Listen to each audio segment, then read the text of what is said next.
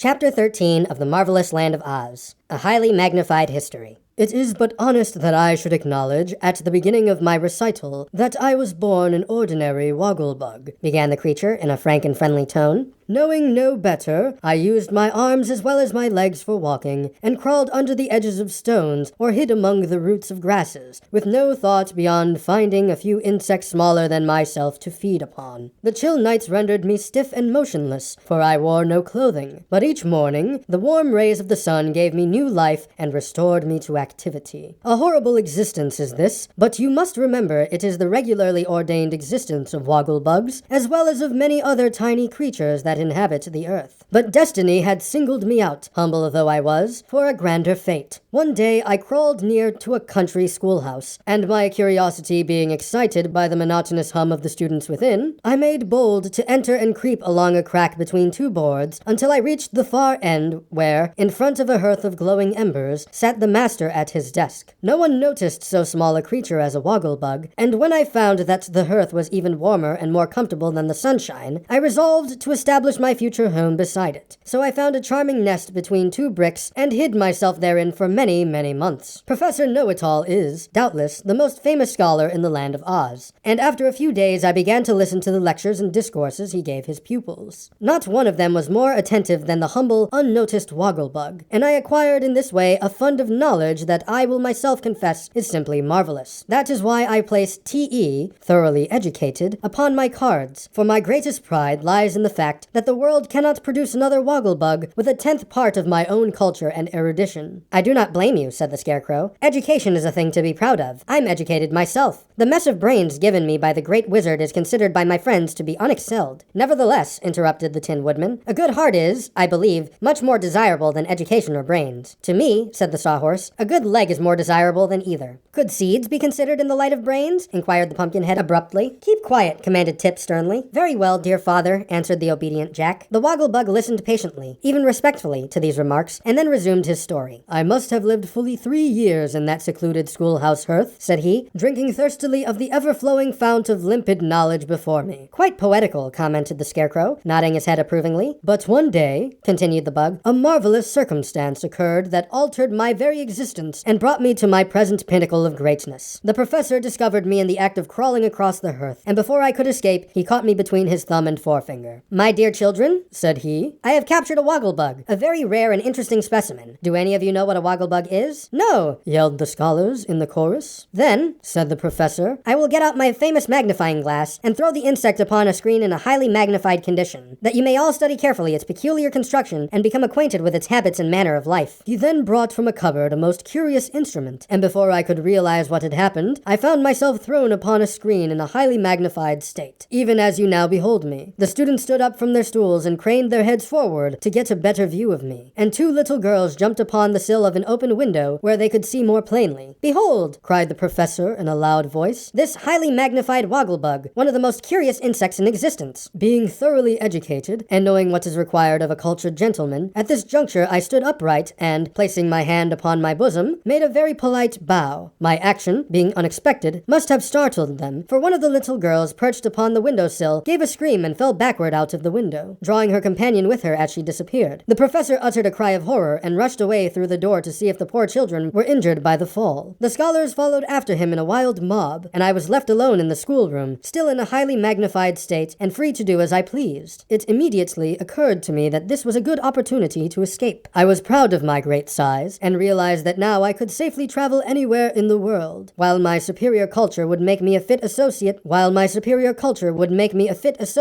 the most learned person I might chance to meet. So while the professor picked the little girls, who were more frightened than hurt, off the ground, and the pupils clustered around him closely grouped, I calmly walked out of the schoolhouse, turned a corner, and escaped unnoticed to a grove of trees that stood near. Wonderful, exclaimed the Pumpkinhead admiringly. It was indeed, agreed the Wogglebug. I have never ceased to congratulate myself for escaping while I was highly magnified, for even my excessive knowledge would have proved of little use to me had I remained a tiny, insignificant insect. I didn't know before, said Tip, looking at the Wogglebug with a puzzled puzzled expression, that insects wore clothes. Nor do they, in their natural state, returned the stranger. But in the course of my wanderings, I had found the good fortune to save the 9th life of a tailor, tailors having, like cats, 9 lives, as you probably know. The fellow was exceedingly grateful, for had he lost that 9th life, it would have been the end of him, so he begged permission to furnish me with the stylish costume I now wear. It fits very nicely, does it not? And the Wogglebug stood up and turned himself around slowly, that all might examine his person. He must have been a very good tailor, said the Scarecrow, somewhat enviously. He was a good-hearted tailor, at any rate, observed Nick Chopper. But where were you going when you met us? Tip asked the Wogglebug. Nowhere in particular, was the reply, although it is my intention to soon visit the Emerald City, and arrange to give a course of lectures to select audiences on the advantages of magnification. We are bound for the Emerald City now, said the Tin Woodman, so if it pleases you to do so, you are welcome to travel in our company. The Wogglebug bowed with profound grace. It will give me great pleasure, said he, to accept your kind invitation, for nowhere in the land of Oz could I hope to meet so congenial a company. That is true, acknowledged the Pumpkinhead. We are quite as congenial as flies and honey. But, pardon me if I seem inquisitive, are you not all rather unusual? Asked the Wogglebug, looking from one to another with unconcealed interest. Not more so than myself, answered the Scarecrow. Everything in life is unusual until you get accustomed to it. What rare philosophy, exclaimed the Wogglebug admiringly. Yes, my brains are working well today, admitted the Scarecrow, an accent of pride in his voice. Then, if you are sufficiently rested and refreshed, let us bend our steps toward the Emerald City, suggested the Magnified One. We can't, said Tip. The Sawhorse has broken a leg, so he can't bend his steps, and there is no wood around to make him a new limb from, and we can't leave the horse behind because the Pumpkinhead is so stiff in his joints that he has to ride. How very unfortunate, cried the Wogglebug. Then he looked the party over carefully and said, if the Pumpkinhead is to ride, then why not use one of his legs to make a leg for the horse that carries him? I judge that both are made of wood. Now that is what I call real cleverness, said the Scarecrow approvingly. I wonder my brains did not think of that long ago. Get to work, my dear Nick, and fit the Pumpkinhead's leg to the Sawhorse. Jack was not especially pleased with this idea, but he submitted to having his left leg amputated by the Tin Woodman and whittled down to fit the left leg of the Sawhorse. Nor was the Sawhorse especially pleased with the operation either, for he growled a good deal about being butchered, as he called it, and afterward declared that the new leg was a disgrace to a respectable Sawhorse. I beg you to be more careful in your speech, said the Pumpkinhead sharply. Remember, if you please, that it is my leg you are abusing. I cannot forget it, retorted the Sawhorse, for it is quite as flimsy as the rest of your person. Flimsy?